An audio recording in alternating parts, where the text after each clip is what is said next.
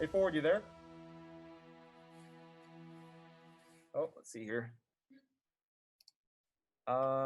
Speaker. I'm not sure if you're talking, Ford, but can you hear us? Oh, I see you're muted. Let me check here. Oh, wait. Talk real quick. Huh. Not hearing anything. One more time. If you can hear us.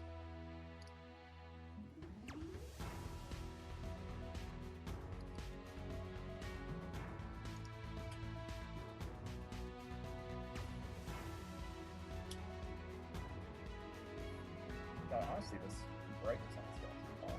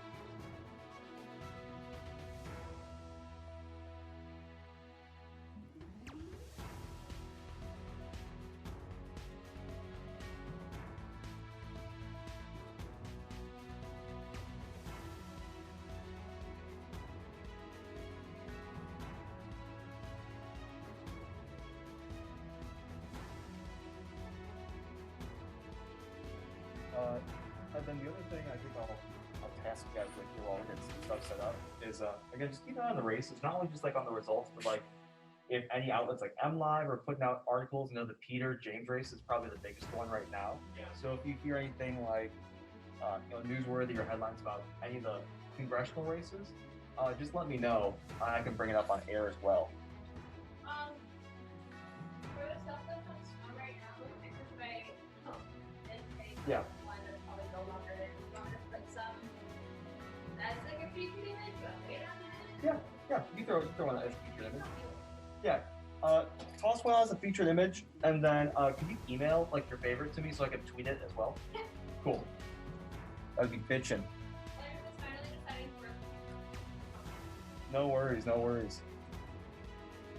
Kellen, you can work with Megan too on getting that first story up.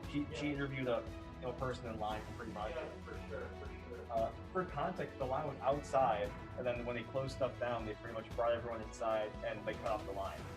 There were people pretty much filing in there till about 6, which is an hour at 5. So the line can't extend out any further after 5. So whoever's last, the line's last. Is the line still there? Because I think they're pretty much done at Oh, hey, Ford, you there? I see you here. I hear you finally. Yeah. Okay, cool. Yeah, so I just want to make sure that we're not coming across on the screen here as we talk. Sounds good.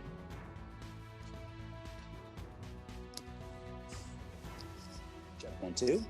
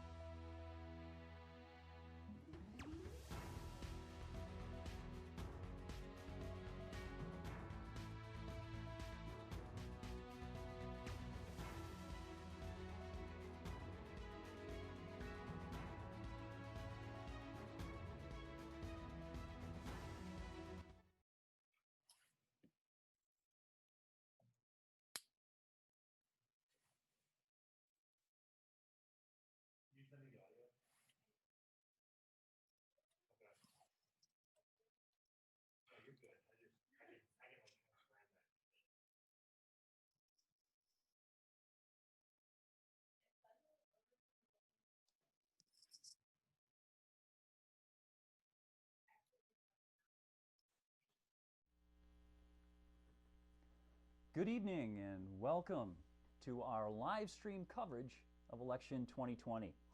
I'm James Ford, Assistant Professor at Grand Valley State University in the Multimedia Journalism program, and I'd like to welcome you to tonight's coverage.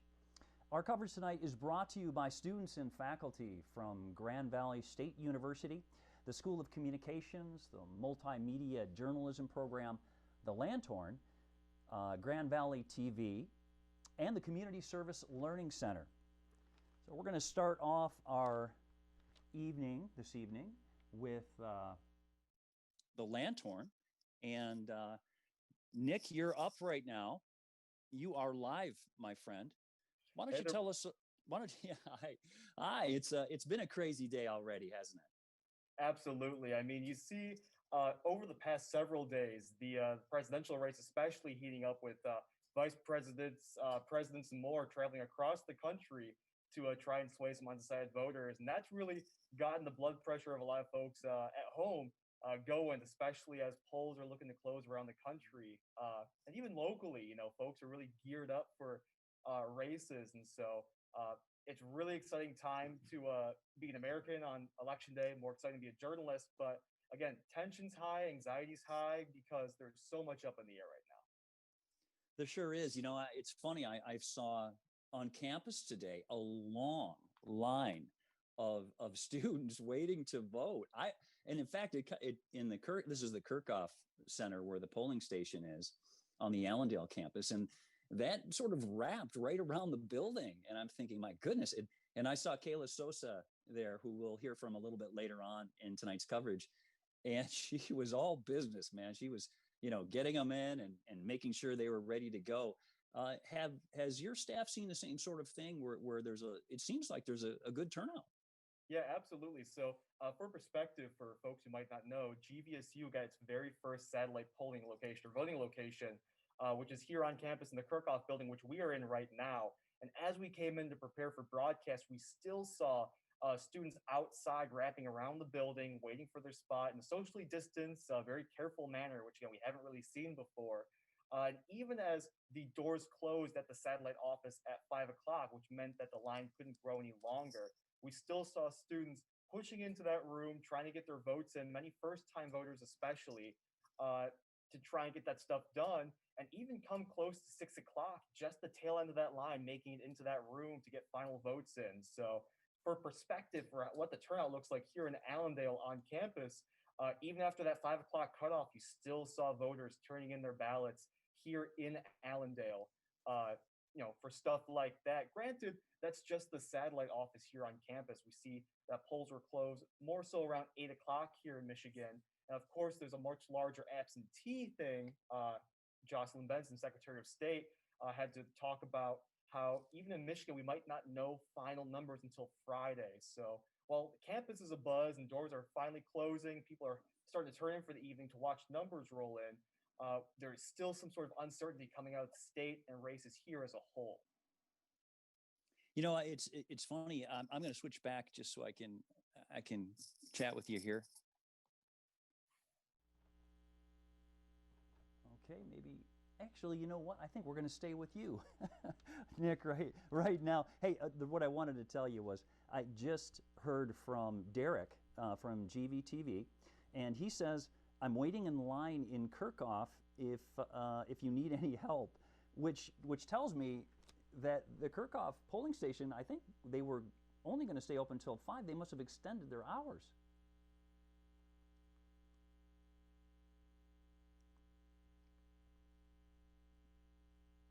Oh.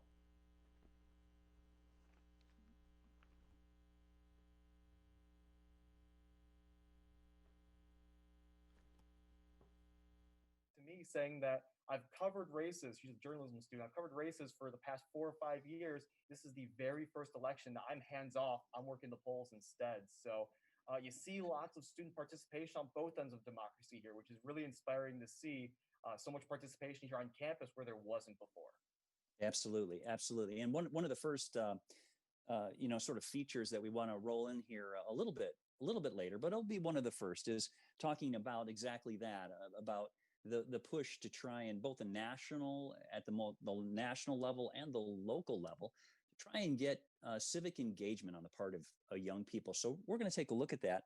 Are you ready yet to introduce us to your staff? Are they ready? Are they there and ready to go, or are they too busy to talk to you right now? Absolutely. I have several of my team members here. We're kind of pulling folks from all over the office here, try and get some engagement here as we try and follow in a very complicated election. I'll pull over real quick if he's available. Kellen Voss, who's our print associate editor.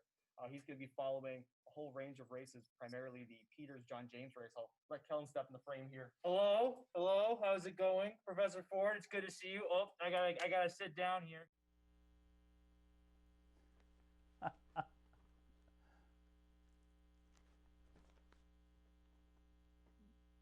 And the poll lines are crazy long. They are crazy long, Professor Ford. I was just in the poll line over at Door, and there are hundreds of people lined up, ready to vote, ready to make their voice heard, and ready to let democracy progress here in America here in 2020. All right. Well, you sound pretty excited. I am. You know, I just had a Mountain Dew Game Fuel courtesy of Nick Moran, a great energy drink here that he brought to us here. So I'm feeling the effects of that, honestly, and I'm ready to go for this election night. I'm ready to follow the races. I'm ready to have a good old time here with Grand Valley TV. Okay, Kellen, give us an idea of the races that you're going to be following tonight. For U.S. Senate in Michigan, we're going to have Gary Peters going up against John James. Those are the two main candidates in that round. And then I'll also be following the race for the Michigan Supreme Court. I believe there's 2 seats available for that. And you're going to see all coverage here on this live stream and on the Lanthorn website over at www.lanthorn.com. Great. Okay. Now you're also a little bit later, if you're up for it, we'd like you to give us some social media updates. I know you're interested in that and you follow it closely. Absolutely. Will you be able to do that? Okay, absolutely, good. Absolutely. Every time the two main presidential candidates, so the two of the Democratic and Republican Party, the two most likely to win this presidential race, I'll be following the Twitter accounts of both President Donald Trump and Vice President Joe Biden. Every time they tweet, I will hop onto this live stream and give you an update of what that tweet is word for word.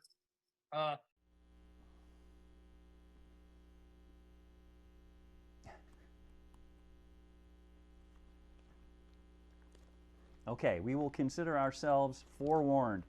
Who else can we meet there from the editorial staff? Are you ready to send us off to another editor there, Nick? What do you...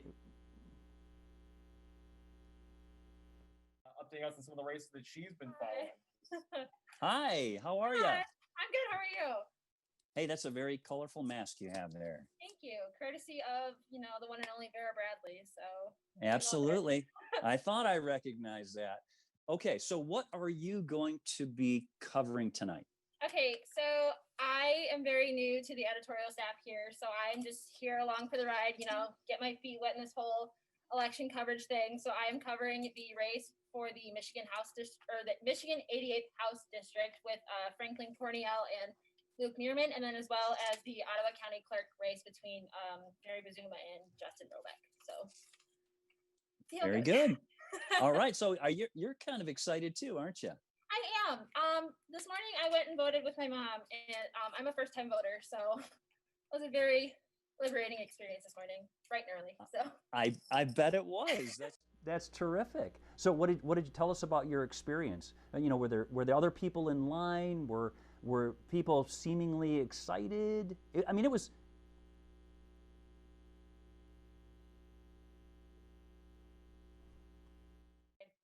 Drive a bit of a ways, but we went about like 9:30ish this morning, and the lines weren't too terribly long. I know I've been hearing from around the state that some lines waited to 2 hours versus I was only in line for like 30 minutes. The poll workers were very nice, very sweet. They definitely knew it was my first time, so it's totally fine. But no, everyone was just kind of mellowed out. But I'm sure as the day progressed, they were just get their voices heard, as Kellen was saying, and making sure their vote counts. So it's a fun time. Great. Okay. Well, we're going to look forward to your coverage today. Thank you so much. Thank you. Okay. Who can you tag team here and bring to us next? That's going to be me up next. We're going to have Olivia Fellows come into the office in a little bit because on top of being journalists, we're also students. So we'll have Liv on deck at another hour here. But I'll kind of wrap up stuff for the time being. We're working with a small but strong team here in the office because, again, Tuesday nights here, they come out get fast and furious. But at this point in the night, we're really just waiting on numbers to come in. So the action's yet to come. Yeah, okay. Sounds good. Sounds good. We're gonna take a little break here for a second as we get some other people connected because we're actually. Let me switch over here so you can see. So, for you, Nick, and for the audience, this is a first for Grand Valley State University and the multimedia journalism program. We're terribly excited about this. I want a big shout out to Professor Eric Harvey, who's there. I wonder if we could sort of surprise him and get him to sneak on camera just for a minute. Can we do that? Oh.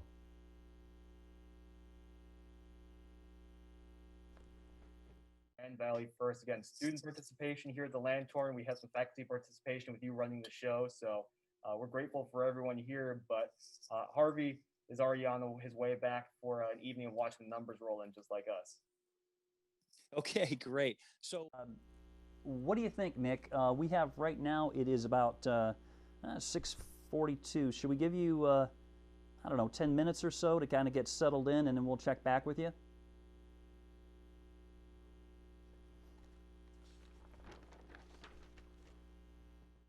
The time of the evening, we're going to see some initial numbers probably start to roll in. So in 10 minutes, we'll be right back with you. Okay, sounds good. Thank you, Nick. Appreciate it. Okay, we're going to take just a little break. We have a lot of folks to get online and to get sort of lined up within Zoom. We're doing sort of a live Zoom combination of, reporting and also sort of a combination of rolling in some pieces that were produced by students right here at Grand Valley State University. Coming up, we also have some interviews that were done by faculty, and in some cases we have both faculty and students in the same interview reporting on topics that are really of interest to the young people in America. So stay with us. We will be back in just a little bit. In the meantime, sit back, relax, and tell other people, if you would, about the coverage that's going on right now here on YouTube. This is the Grand Valley Television Network, I suppose you could say, and we would love you to spread the word. So we'll be back in about 10 minutes. Look forward to seeing you back here in just a little bit. Thanks.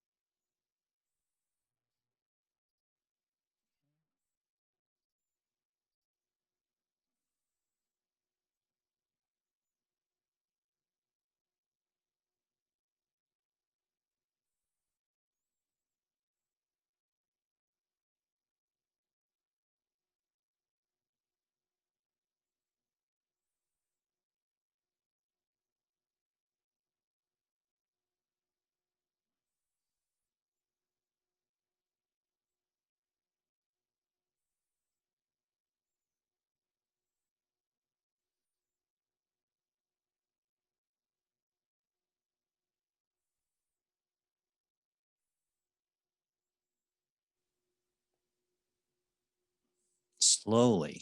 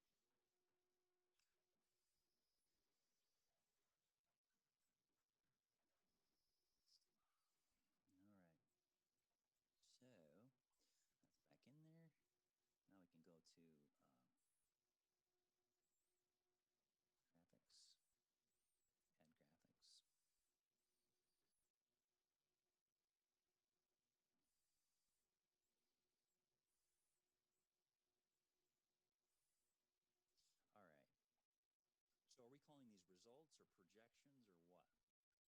They are projections right now. So what do we call it? Like, oh, just call it early projections. How's that?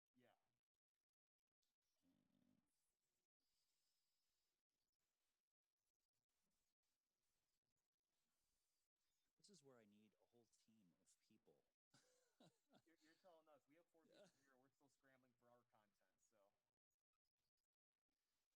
Okay, so give me just the nuts and bolts here, bullet points. Yeah. So I'm pulling stuff up right now. Uh, uh, okay. So Kentucky and West Virginia are going to Biden according to the Times right now. Okay, what's Trump got? So that's what I've got up right now. Yeah, he's got Kentucky and West Virginia.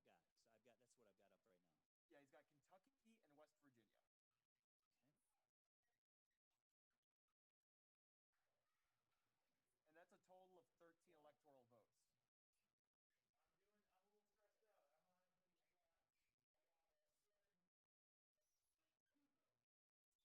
You know what we should do is just like we should do some sort of like a whiteboard or something because this is just going to be too crazy.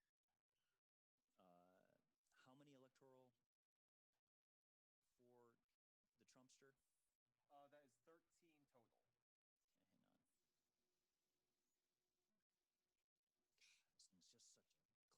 Okay, hang on. This thing's just such a clunky, kludgy system.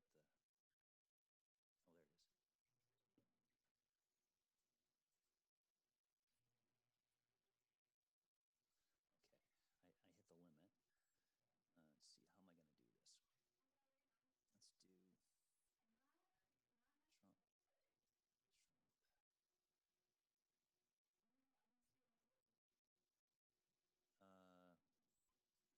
I going to do this? Let's do Trump. I'm just going to say Trump to win.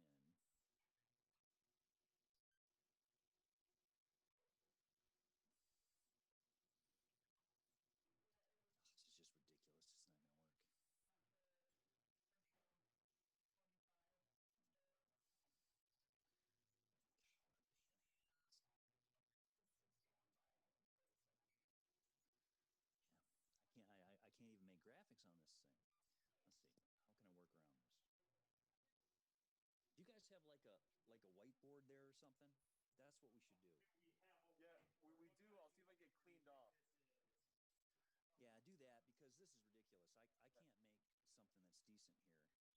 Yeah, we're not allowed to use like no, we're not allowed to use other news sites stuff either. So Oh, oh, I can. Oh hell, I can do that.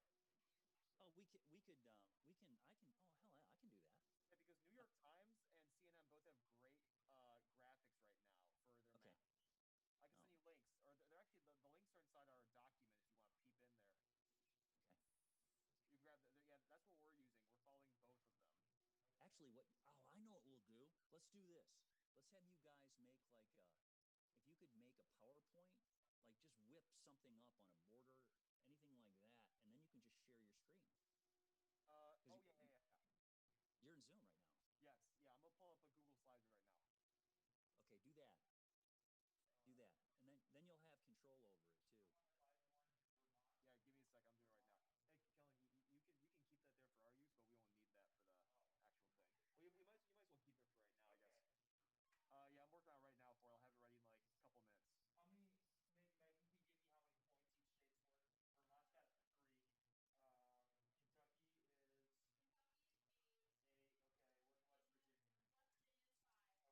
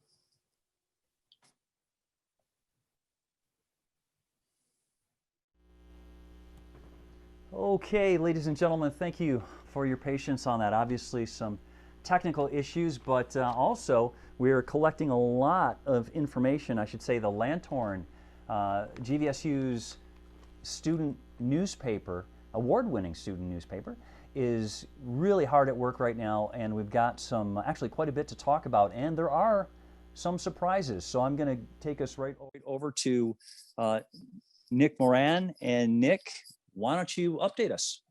So much has happened over the course of these technical difficulties. If you talked to me half an hour ago, I'd tell you that the line here at GVSU is up to 7 o'clock. Folks are waiting 2 hours to get their votes in. They're finally done here. So after 2 hours past the line being cut off, we're locked in here in Allendale. Michigan closes here in 20 minutes at 8 p.m. Eastern time. So things are settling down very locally, but nationally, it's almost like we've kind of lit the keg here. Or the gunpowder barrel. We finally have some results coming in. We're looking at Trump taking Kentucky and West Virginia, according to the New York Times right now, with Biden taking Vermont and Virginia. Now, we kind of expected these states to report in very early. We don't have any upsets here, which puts Biden ahead 16-13. Nationally speaking, the numbers are back and forth in terms of who's pulling more of the popular vote here. But what we're really looking at are some really early battleground states coming out here. Florida is the big one, so is Texas. Now, Texas has been voting red since 1976. It hasn't been flipped over to the blue side here. But it looks like right now Democrats are optimistic based off of early polling that there could potentially be a flip there. So we'll be watching Texas as stuff comes in. But Florida, all eyes are on Florida right now. This is going to be the earliest battleground state we're watching here. And a lot of projections show that if Florida goes over to Biden, it's pretty much a walk in the park there. But numbers are back and forth. I think as of right now, we have about just over 70% of the precincts loaded in right now. So we're going to hopefully have some sort of results coming up very, very soon. But as of right now, people are just sitting on pins and needles waiting for that Florida result to come in next. Everything else so far has been pretty standard. Yeah, Nick, I wanted to point out too that so this is thanks to the New York Times, we're taking a look at this as a lot of people are, and I think one of the big surprises too for all this, or maybe not a surprise, who knows, but it looks like there is a record turnout. That's what the New York Times is saying. We're on track to have a record turnout for a presidential election, and I think that's pretty remarkable, and I think what we've been hearing, as you said, here in our polls closed right at 5 o'clock, and as you said, they stopped accepting people in line, but they're letting people go through and vote, and it's been 2 hours and 45 minutes, Nick.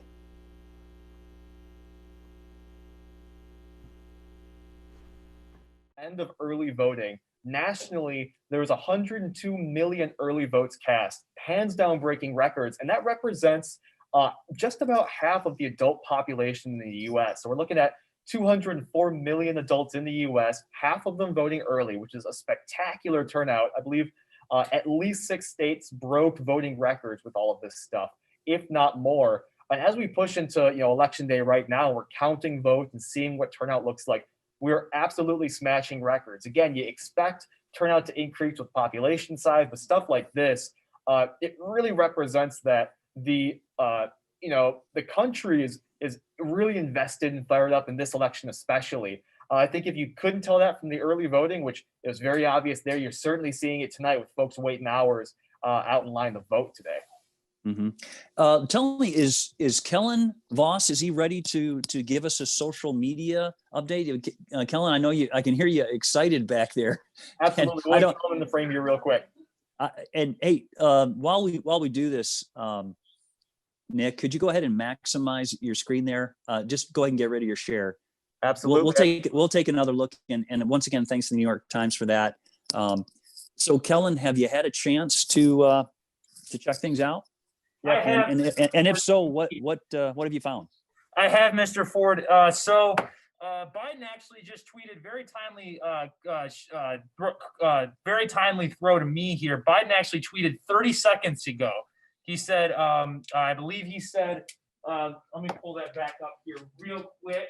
Biden said, Stay in line, folks. Just those simple 4 words. Stay in line, folks, is what Biden said 30 seconds ago. He's actually been the candidate that's been more fervent on social media over the last couple hours. President Trump has actually not tweeted in the past 3 hours, which seems like kind of a record for the incumbent president. The race we're currently watching here at the with the most focus here at the Lanthorn office is actually Florida. So they're going to have 29 electoral votes. Now, if this is a state that's typically gone red. They've gone red in the past 5 or 6 elections. But if they switch to blue this time around, that's a 58 vote swing in favor of Mr. Biden. That's a presidential candidate has not won the race since 1992 without winning Florida. So that's going to be a race we're watching key. All their early projections, all their polls said they were going to go red. It's looking right now that Biden's actually winning. The Sunshine State at this very moment. Biden currently up 4.32 million votes to 4.17 million votes in popular votes. The counties he is dominating in by at least a 60 to 40 margin. We got Orange County, Miami-Dade County, Broward County, and Palm Beach County. Biden is dominating the popular votes in those states. Now, 73% of the votes are already in for Florida. So if Mr. Biden can end up pulling this victory off, it's going to be a really long road ahead for Trump voters in this election. Okay, thanks, Kellen. Now, I can tell you're very excited about this, and you got.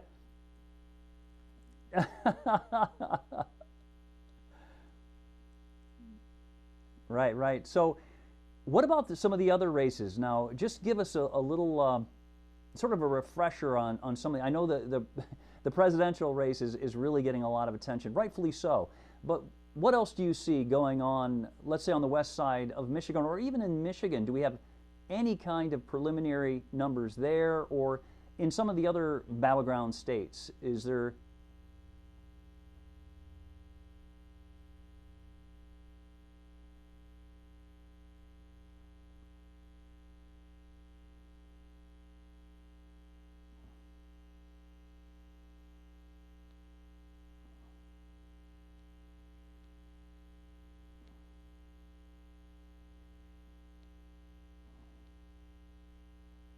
Mm-hmm.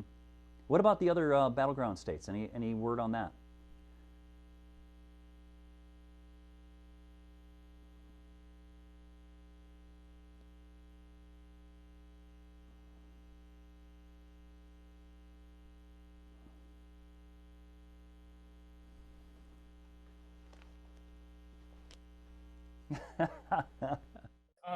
In terms of battleground states, my colleagues behind me are actually saying that Georgia is looking to turn in favor of Biden. Now, that's a state that's traditionally been red for a long time now.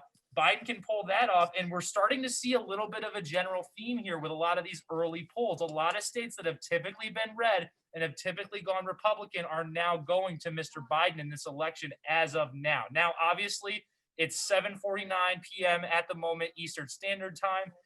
There's a lot of time left to go in this race, but right now it's looking pretty promising for Mr. Biden. Okay, very good.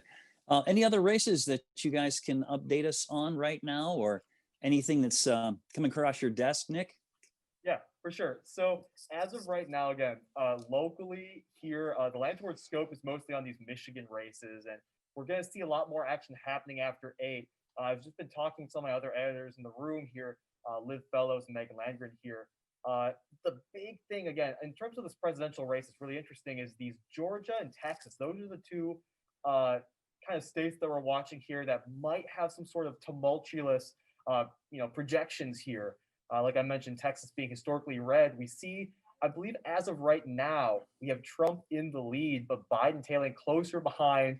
And then Ohio right now is also looking like we have a Biden lead with Trump tailing close. But there's quite a few states right now that are closer than a lot of the projections estimated they might be. So a really rocky road coming ahead, but within the hour or so, we should start getting a better landscape for how this map is going to start playing out here. Yeah, I mean, I think it's important to remind everybody, Nick, though, too, that this is very, very early, very early, and we don't have any of the we don't have a lot of information at all from some of the key battleground states. So, but it is interesting that Florida is a rocky road, as you say, for Trump. Yeah, and to touch on that too, at least the time factor of things. I mean, news agencies, both local and national, are doing their best to update things as we happen. But we're really used to being in a position where, come midnight, we're able to crown a victor, at least for the presidency, especially also for senators and local elections as well. We're only going to see that tonight if there's a landslide victory either direction. So that's one thing to consider too. And here in Michigan, specifically, especially for a lot of our local elections, we heard from Secretary of State Jocelyn Benson that we could be counting votes all the way until Friday here in Michigan, given the system that we have. So even though our coverage might wrap up tonight and we see folks who are pulling ahead, it's going to be really tough to crown a clear victor until we see a lot more of those results come in. So again, there's a little bit of a gray area. We're going to do our best to try and make heads or tails of what the votes are telling us here. But up through Friday, there's still that possibility that we might not know, which is pretty much unprecedented. Okay, well, thanks so much, Nick. We're going to be a little break now, and I think 10 minutes or so get us ready for we're going to try some live check-ins, actually around the country. We're going to see if we can tap into some GVSU alumni that are working just as you are in the professional world. We're going to check in before we let go where we're going to actually go. I better go confirm that right now. And as soon as I do, we'll be back in about 10 minutes or so, Nick. So thanks.